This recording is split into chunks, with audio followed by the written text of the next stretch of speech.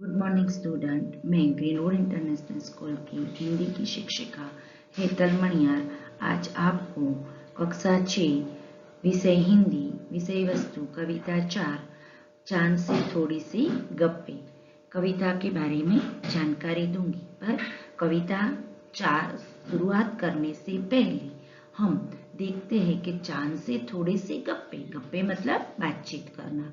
इस कविता में एक छोटी सी लड़की चांद के साथ बातचीत कर रही है और आप भी अभी जब भी थोड़े फ्री हो रात को तो छत पर जाकर थोड़ी देर के लिए आकाश को देखोगी तो चांद और तारे बहुत ही सुहाने लगेगी और आप भी उनके साथ बात करने की कोशिश जरूर करना। इस कविता के कवि हैं शमशेर बहादुर सिंह। शमशेर बहादुर सिंह का जन्म तारीफ सिंह के पुत्र के रूप में 3 जनवरी 1911 को देहरादून में हुआ। मृत्यु 12 मई 1993 को अहमदाबाद में। देहरादून की ननिहाल था अहमदाबाद उन पर शोध करती रचना अरगड़े का निवास जो अब वही प्रोफेसर और विदुषी है। शमशेर के भाई तेज बहादुर उनसे 2 साल छोटे थे। उनकी माँ परमदेवी दोनों भाइयों को राम लक्ष्मण की जोड़ी कहती थी। शमशेर 8-9 साल के थे जब वे संसार छोड़ गए, लेकिन वह जोड़ी शमशेर सिंह की मृत्यु तक बनी रही थी। इस कविता में एक 10-11 साल की लड़की चांद के साथ बातें करते हुए कहती है, गोल है खूब मगर आप तिरछे नजर आते हैं जरा। मतलब कहती है कि आप गोल हो पर कभी कभी आप तिरछे क्यों नजर आते हो। आप पहने हुए हैं कुल आकाश तारो जड़ा।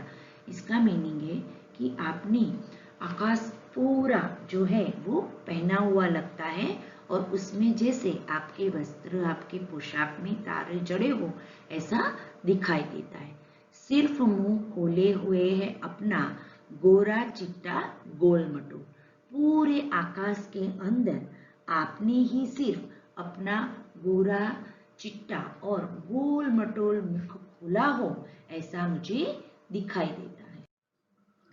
आपकी पोशाक को फैलाए हुए चारों सीमत आप कुछ तिरछी नजर से आते हैं या जाने कैसे खूब है गो की।